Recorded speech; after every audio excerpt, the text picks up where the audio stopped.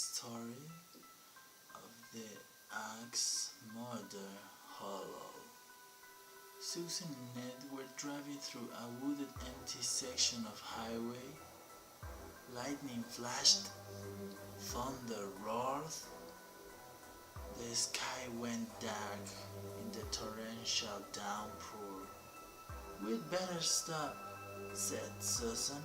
Ned nodded his head in agreement. He stepped on the brake, and suddenly the car started to slide on the slick pavement. They plunged off the road and slid to a halt at the bottom of an incline. Pale and shaking, Ned quickly turned to check if Susan was alright. When she nodded, Ned relaxed and looked through the rain-soaked windows. "I'm going to see how bad it is," he told Susan, and went out into the storm. She saw his blurry figure in the headlight, walking around the front of the car. A moment later, he jumped in beside her, soaking wet. "The car's not badly damaged, but we're wheel deep in mud," he said. "I'm going to have to go for help." Susan swallowed nervously. There would be no quick rescue here.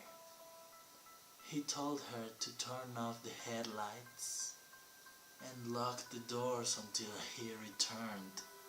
Axe Murder Hollow. Although Ned hadn't said the name aloud, they both knew what he had been thinking when he told her to lock the car. This was the place where a man had once taken an axe and hacked his wife to death in a jealous rage over an alleged affair.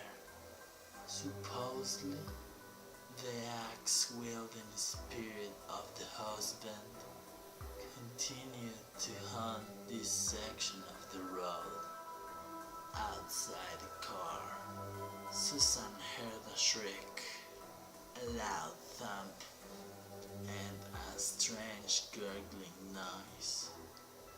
But she couldn't see anything in the darkness. Frightened, she shrank down into her seat. She sat in silence for a while, and then she noticed another sound. Boom, boom, boom. It was a soft sound, like something being blown by the wind. Suddenly, the car was illuminated by a bright light. An official-sounding voice told her to get out of the car. Ned must have found a police officer. Susan unlocked the door and stepped out of the car. As her eyes adjusted to the bright light, she saw it hanging by his feet. From the tree next to the car was the dead body of Ned. His bloody throat had been cut so deeply that he was nearly decapitated. The wind swung his corpse back and forth so that it thumped against the tree. Bump, bump, bump. Susan screamed and ran towards the voice and the light.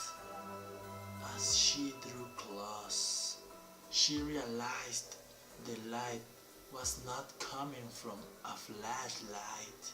Standing there was the glowing figure of a man with a smile on his face and a large, solid, and definitely real axe on his hands. She backed away from the glowing figure until she bumped into the car. Playing around when my back was turned, the ghost whispered, stroking the sharp blade of the axe with his fingers. You've been very naughty. The last thing she saw was the glint of the axe blade in the eerie